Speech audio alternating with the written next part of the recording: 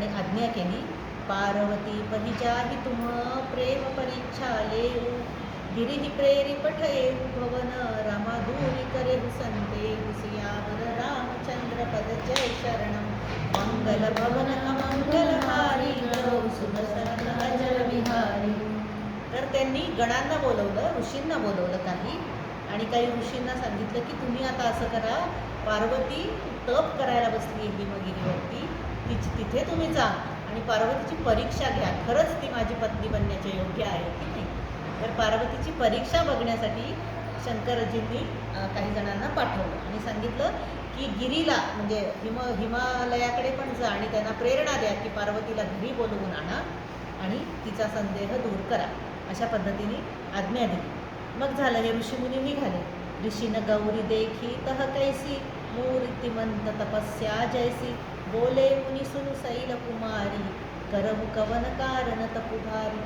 मुनी जेव्हा गेले तिची परीक्षा घ्यायला शैल पर्वतावर, हिम पर्वतावर, जंगलात, तेव्हा त्यांनी बघितलं, काय रूप बघितलं, तर त्यांनी बघितलं की गौरी म्हणजे पार्वती कशी पाहिली, मूर्तिमंत तपस्या. तिचं रूप बघून ती मूर्तिमंत तपस्या आहे असंच त्यांना वाटलं, कारण तिने इतकं अवघड खडतर असं तप केलं होतं.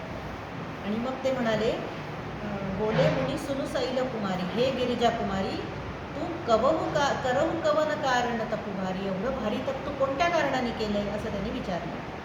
केही अवराधहु का तुम चहहु, हम सन सत्य मरहु कि न कहहु, कहत बचन मनु अति सकुचाई, हसी हम सुनी हमारी जडताई. त्यांनी सांगितलं की तू आम्हाला सत्य काय ते सांग, तुला काय हवंय म्हणून तू हे तप करतीयस आणि काय तुला कोणाची तू आराधना करतीयस हे जर आम्हाला तू सांगितलंस मनात काही न लपवता, तर आम्ही काहीतरी विचार करू. मग ती हसली आणि सकुचाई संकोचली, थोडी हसली आणि त्या ऋषीमुनींना म्हटली की काय सांगू मी तुम्हाला, मी जर माझं मनोगत तुम्हाला सांगितलं तर तुम्ही मला हसाल, असं ती म्हणाली. मनुहट परान सुनई सिखावा, चहत बारी पर भीति चढ़ावा, नारद कहा सत्य सोई जाना, बिनु पंखन हम चहरी उडाना. ती म्हणाली काय सांगू तुम्हाला, मी गिरीची कन्या आहे, हिमगिरीची. माझा देह हा जड देह आहे आणि मी तर ज्यांचा देह भगवान आहेत जे शंकर, त्यांना प्राप्त करण्याचा हट्ट धरला आहे. म्हणजे माझ्या मनात हट्ट तर धरला आहे मी शंकर भगवान प्राप्त करण्याचा, आणि जसं काही पाण्यावरती भिंत उभी करण्याचा हा हट्ट आहे, पाण्यावर भिंत उभी करण्यासारखं मी वेडा हट्ट धरून तपश्चर्येला बसली आहे. आणि नारद मुनींनी जे सांगितले ते मी सत्य मानलंय आणि म्हणून पंखाशिवाय मी उडण्याचा प्रयत्न करते, बिनु पंखन चहई उडाना. तर असं माझी गत आहे, ही गत मी तुम्हाला काय सांगू, ही माझी गत सांगितल्यावर तुम्ही मला हसाल, असं पार्वती म्हणते. देखहु मुनी अभिवेक हमारा, चाहिए सदा शिवहि भरतारा. आपल्याकडे कसं एक कोटी असते ना, कुठला तरी अलंकार म्हणतात त्याला, चाहिए सदा शिवहि भरतारा. त्याचे दोन अर्थ होतात.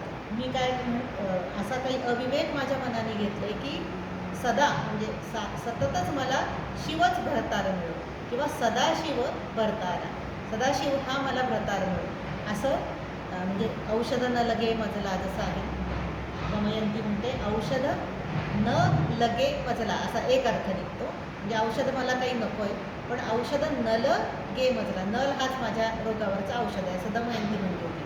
तसं ही मुनींना म्हणते पार्वती की माझा अविवेक तर देख बघा, माझ्या मनाचं धाडस तर बघा, मी इतकी मूर्ख आहे, पण चाहिह सदा शिवही भरतारा, सदा मला शिवच भरतार म्हणून मिळावेत अशी माझी इच्छा आहे, किंवा सदाशिव हेच मला भरतार म्हणून मिळावेत अशी माझी इच्छा आहे, असं ती म्हणते. सुनत बचन बिहसे ऋषय, गिरी संभवतः देह, नारद कर उपदेश सुनु, रामा कहु बसे, कि सुगे हसियावर रामचंद्र पद जय शरणम.